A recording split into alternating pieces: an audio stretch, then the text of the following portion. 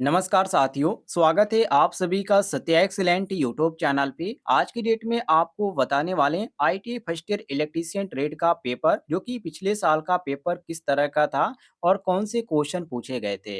ऐसे आप यहाँ पर ध्यान से देखिए, ये जो पेपर है इलेक्ट्रीशियन ट्रेड का पेपर है। यहाँ पर ध्यान से देखिए, आपको लिखा हुआ नजर आ रहा होगा और इलेक्ट्रीशियन के नीचे लिखा गया है प्रैक्टिकल।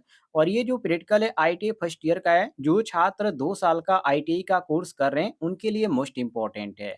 और ये जो क्वेश्चन होता है कितने नंबर का होता है और कितना आपको समय दिया जाता है, सब कुछ आपको पेपर पे ही देखने को मिल जाएगा। वैसे मैं आपको बता दूं, यदि आप पिछले साल के जितने भी पेपर हुए हैं आईटीआई फर्स्ट ईयर के प्रैक्टिकल के, जो कि अलग-अलग जिलों में अलग-अलग पेपर होते हैं, ये आप सभी देखना चाहते हैं तो प्लेलिस्ट जाकर चेक कीजिएगा, या आपको इस वीडियो के डिस्क्रिप्शन बॉक्स में मैं आपको लिंक दे दूँगा। वहाँ से भी आप सारे पेपरों का वीडियो देख सकते हैं, जो कि मैंने पिछले सॉल्व सॉल्व किया है। इससे आपको काफ़ी ज़्यादा हेल्प मिलने वाली है। तो चलिए क्वेश्चन शुरू करते हैं। और जो छात्र आईटीएस सेकंड ईयर के हैं, उनके लिए भी मैं प्लेलिस्ट बना दिया हूँ, जो कि पिछले साल का जितना भी पेपर था, सबको मैंने सॉल्व किया और सभी आपको क्वेश्चन क्रम वाइज़ वीडियो के माध्यम से देखने को मिल जाएँगे। तो ये जो पेपर होता है, सबसे पहले इसके बारे में आप जान लीजिए। ये पेपर होता है 250 नंबर का और टोटल आपको जो समय दिया जाता है 8 घंटे का समय दिया जाता है।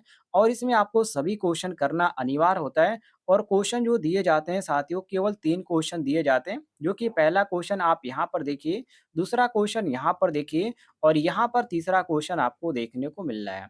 और पहले क्वेश्चन में यहाँ पर क्या पूछा जा रहा है साथियों, measure specific gravity of battery and voltage with load के साथ।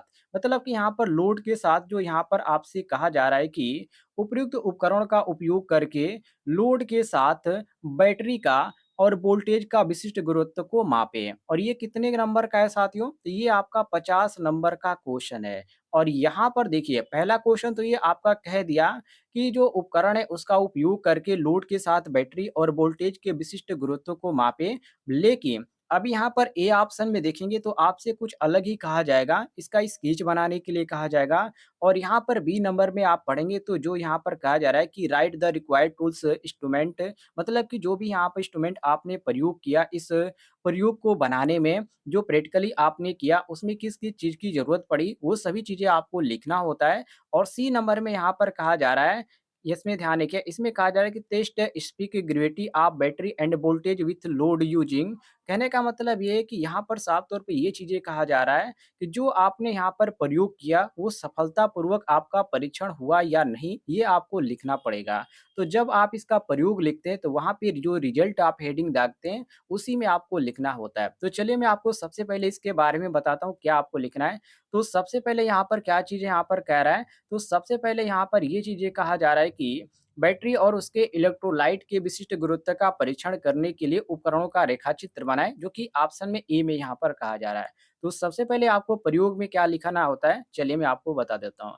सबसे पहले आपको एक उद्देश्य हेडिंग दागना है, जैसे कि आप यहाँ पर ध्यान से देखिए, उद्देश्य हेडिंग दागा गया है। आप इंग्लिश में भी लिखना चाहते हैं तो कोई दिक्कत नहीं है, आप ऑब्जेक्ट लिख सकते हैं। इसके बाद आपको यहाँ पर हेडिंग दाग कर नीचे लिखना है, शुष्क सेल को जोड़कर विशेष वोल्टेज और धारा उत्पन्न करना। ये आपका हो गया थोड़ा सा इसके बारे में, जो कि आप जो प्रयोग कर रहे हैं उसके बारे में लिखना। अब इसके बारे में थोड़ा सा आपको जानकारी होना चाहिए, तो आप इसमें परिचय हेडिंग दागेंगे और नीचे इसके बारे में आप लिखेंगे, जैसे कि वोल्टेज और धारा प्राप्त करने के लिए सेल को विभिन्न प्रकार से जोड़ा गया है या जोड़ा जाता है। आप जब प्रयोग कर लिए हैं तो आप यहाँ पर जोड़ा गया है लिखेंगे, आप ध्यान रखिएगा। और इसके बाद यहाँ पर लिखेंगे एक से अधिक सेलों को श्रेणी क्रम या समांतर क्रम में संयोजित करना, उनका समूहन कहलाता है। ये आपका हो गया परिचय हेडिंग में। इसके बाद साथियों आपको अगला हेडिंग दागना है, जो कि बी नंबर में कहा गया था कि कौन-कौन से इंस्ट्रूमेंट का आपने प्रयोग किया। देखिए, क्वेश्चन में जो आपसे ए, बी, सी पूछा गया वो तो बिल्कुल आसान होता है, लेकिन जो उसमें स्केच बनाने के लिए कहा जाता है, थोड़ा-सा वही टफ हो जाता है, क्योंकि दिमाग पे ये नहीं रहता है कि ये किस चीज़ का स्केच है, किस तरह बनेगा, तो थोड़ी-सी आपको परेशानी झेलनी पड़ती है। अब यहाँ पर आवश्यक सामग्री या आप आवश्यक उपकरण का हेडिंग दागेंगे और उसके नीचे आप लिखेंगे शुष्क सेल। जो चीज़ें आपने प्रयोग किए वो सभी चीज़ें आपको लिखना है। ऐसा नहीं है कि जो यहाँ पर प्रयोग के द्वारा मैं आपको यहाँ पर दिखा रहा हूँ यही चीज़ें लिखना है। आप जो भी इंस्ट्रूमेंट प्रयोग कर रहे हैं, आप जो भी उपकरण प्रयोग करें, सभी उपकरण को आपको लिखना है क्रमवाइज़। जैसे कि शुष्क सेल, एमीटर हो गया, वोल्टमीटर हो गया, वायर हो गया, डीसी सप्लाई हो गई, ये सभी चीज़ें आपको लिखना है। इसके बाद अगला हेडिंग आपको देखना है सुरक्षा सावधानियाँ या सुरक्षा सावधानियाँ एवं निर्देश का। इसके बाद इसमें आपको किन-किन चीज़ों को ध्यानपूर्वक आपको करना है ताकि आपको कोई भी हानि ना हो या जो भी वहाँ पे रहने वाले लोग हैं उनको कोई भी किसी तरह की हानि ना हो। तो पहले आपको यहाँ पर लिखना है सभी सेल को जाँच कर परिपथ बनाएँ। दूसरी चीज़ संयोजन ढीले नहीं होने दें क्योंकि ऐसा होने पर सेल में उपयुक्त धारा प्रवाहित नहीं हो पाएँगी, तो इस चीज़ को ध्यान रखिएगा। इसके बाद यहाँ पर तीसरे नंबर पे लिखना है अधिक मान की विद्युत धारा अथवा अधिक समय तक विद्युत धारा प्राप्त करने के लिए सेलों को समांतर क्रम में संयोजित करें। तो ये तीसरे में आपका हो जाएगा। इसके बाद साथियों आपको अगला हेडिंग दागना है कार्यविधि। आप यहाँ पर ध्यान से देखिए। कार्यविधि में आपको क्या लिखना है? देखिए, अब मैं आपको यहाँ पर समझा देता हूँ, उसके बाद यहाँ पर आपको रटने की ज़रूरत नहीं होगी। कार्यविधि में यही चीज़ें लिखे जाता है कि आपने जब प्रयोग किया तो क्रम वाइज़ आपने क्या-क्या किया, ये सभी चीज़ें आपको क्रम वाइज़ यहाँ पर लिखने होता है। मतलब कि कैसे आपने कार्य किया, पहला स्टेप आपने क्या किया, सेकंड स्टेप आपने क्या किया, ये सभी चीज़ें आपको लिखना होता है। तो पहले में आपको यहाँ पर जो भी चीज़ें आप करें, आप इसको भूल जाइए। जो भी चीज़ें आप करें वो आप लिखिएगा और यहाँ पर जो यहाँ पर दिखाया गया बैटरी के अनुसार तो सीरीज़ में किस तरह बनता है, आप इसको ध्यान से देख लीजिए। और इसका एक और बनता है जो कि समांतर में, तो समांतर में आपका इस प्रकार बनता है। आप चित्र को ध्यान से देखिएगा। आपसे मैं एक ही बात कहूँगा कि आप हो सके तो आप स्क्रीनशॉट ले लीजिएगा और आप इसको प्रैक्टिस कीजिएगा क्योंकि ये पिछले साल क्वेश्चन पूछे गए थे। इसके बाद आप यहाँ पर आएँगे तो यहाँ पर समांतर क्रम में जोड़ने पर कुल वोल्टेज कितना यहाँ पर हुआ, इसका आप समीकरण यहाँ पर बनाने के लिए कहा जाएगा। तो इसको आप बना देंगे तो आप नंबर प्राप्त करेंगे। वैसे यहाँ पर क्वेश्चन में पूछा नहीं गया है, तो आप इसको बना भी सकते हैं या छोड़ भी सकते हैं, आपके ऊपर डिपेंड करता है। और इसके बाद लास्ट जो हेडिंग आपकी लगेगी, वो रिजल्ट का यहाँ पर हेडिंग दागेगी, ध्यान रखिएगा। तो रिजल्ट का आप यहाँ पर हेडिंग दागेंगे या परिणाम दागेंगे, आप जो भी आप यहाँ पर दागना चाहते हैं, क्योंकि यहाँ पर जो हेडिंग आपकी पड़ेगी इंग्लिश और हिंदी में आप दागना चाहेंगे तो और भी अच्छा आपको आपको अंक प्राप्त होगा। तो यहाँ पर इसके बारे में आप लिखेंगे कि आपने जो प्रयोग किया वो सफल रहा या नहीं सफल रहा, क्या इसमें कोई त्रुटि तो नहीं हुई, ये सभी चीज़ें आपको यहाँ पर लिख देना है। तो यदि आपने स सरल सफलतापूर्वक आपने ये परीक्षण किया तो आप लिखेंगे विशेष बोल्टता और धारा प्राप्ति सेल हेतु या हेतु सेलों की श्रेणी और समांतर संयोजनों का सफल अध्ययन किया गया। तो ये आपका जो हो गया प्रैक्टिकल हो गया, ये आपका 50 नंबर का। बस आपका इतना ही लिखना होता है। ज़्यादा इसमें इम्पोर्टेंट जो होता है, ये इसमें जो चित्र बनाया गया है, वही इम्पोर्टेंट होता है। इसके बाद साथियों दूसरा आप देखिए, दूसरा जो यहाँ पर प्रैक्टिकल है, इसमें क्या कहा जा रहा है? तो इसमें कहा जा रहा है measure the power in 3 phase circuit using 2 watt meter method. मतलब यहाँ पर कहने का ये है साथियों, आप यहाँ पर क्वेश्चन को ध्यान से पढ़िएगा तभी आपको समझ में आ पाएगा कि आखिर ये क्वेश्चन में पूछना क्या चाह रहा है और इसी के अनुसार जो है आप इसको सही तरीके से आप समझ पाएँगे। क्योंकि जो क्वेश्चन होते हैं इंग्लिश में होते हैं तो ज़्यादातर जो छात्र होते हैं वो कन्फ्यूज़ हो जाते हैं। जैसे कि इसमें लिखा गया है, तो इसमें ये कहा जा रहा है कि 2 वाट मीटर विधियों यूपीएफ, जो कि यहाँ पर देखिए लिखा गया है यूपीएफ लोड, ठीक है? ध्यान रखिएगा। तो यहाँ पर ये कहा जा रहा है कि यूपीएफ लोड का उपयोग करके त्रिचरण सर्किट में बिजली को मापें और यहाँ पर आपका ए ऑप्शन में कुछ अलग यहाँ पर पूछा जा रहा है और बी ऑप्शन में कुछ अलग ही पूछा जा रहा है और सी ऑप्शन में अलग। तो ये जो आपका मेन हो गया वो आपका क्वेश्चन में हो गया। लेकिन इसके अंदर जो चीज़ें होती है जैसे कि स्केच बनाने के लिए हो गया या जो भी आपने यहाँ पर टूल का प्रयोग करें ये चीज़ें लिखने के लिए और इसके बाद यहाँ पर जो इसमें कहा जाएगा कि इसका जो पावर है वो सप्लाई जो है उसका सही आपका यहाँ पर प्राप्त किया या नहीं प्राप्त किया, ये चीज़ें यहाँ पर पूछा जा रहा है। तो ए ऑप्शन में यहाँ पर कहा जा रहा है कि draw the circuit diagram to measure the power in 3 phase circuit using 2 watt meter method. कहने का मतलब ये है साथियों, इसमें कहा जा रहा है कि 2 वाट मीटर का उपयोग करके त्रिचरण सर्किट में शक्ति को मापने के लिए सर्किट आरेख बनाएँ। अब ये आरेख कैसे बनेगा चलिए आपको बताते हैं। तो यहाँ पर मैंने प्रयोग संख्या 2 को मैंने यहाँ पर कवर किया है। आप यहाँ पर ध्यान से देखिए। तो सबसे पहले यहाँ पर आपको क्या करना है, 2 वाट मीटर ले लेना है। ठीक है? तो इसमें आप परिचय में लिखेंगे कि वाट मीटर किसी भी विद्युतीय परिपथ की शक्ति अर्थात परिचय में आप हेडिंग लिखिएगा कि वाट मीटर किसी भी विद्युत परिपथ की शक्ति अर्थात वोल्टेज ज्ञात करने के लिए उपयोग होता है और वाट मीटर मापन यंत्र डायनोमोमीटर प्रकार ऑपरेंड प्रकार का एक डिजिटल प्रकार के होते हैं और इसका उपयोग परिपथ की आवश्यकता के अनुसार करते हैं। तो ये जो आपका हो गया यहाँ पर इस प्रयोग का परिचय हो गया। अब आपको जो यहाँ पर बी ऑप्शन में कहा जा रहा था कि जो भी इंस्ट्रूमेंट आपने इसमें प्रयोग किया, वो सभी लिखिए, तो वो चीज़ें आपको लिखना है। तो इसमें जब आप यहाँ पर प्रयोग करेंगे और प्रयोग करने के बाद जो इसमें आपको देखने को मिलेगा, कॉम्बिनेशन प्लायर होता है, इसके बाद इंसुलेटेड टेप होता है, जो इंसुलेटेड टेप होता है उसका आप उपयोग करेंगे। इसके बाद वाट मीटर होगा, संयोजक लीड्स होगा और भी बहुत सारे उपकरण होंगे जो कि इसमें प्रयोग किए जाते हैं। जैसे कि आपका प्लायर हो गया, जो कि इसमें नहीं लिखा गया लेकिन आप ध्यान रखिएगा। प्लायर आपका होगा, उसके बाद पेचकस भी होगा, ये सभी चीज़ें आपको देखने को मिलेंगी। इसमें आपका वायर का भी प्रयोग किया जाएगा, तो वो भी आपका रहेगा।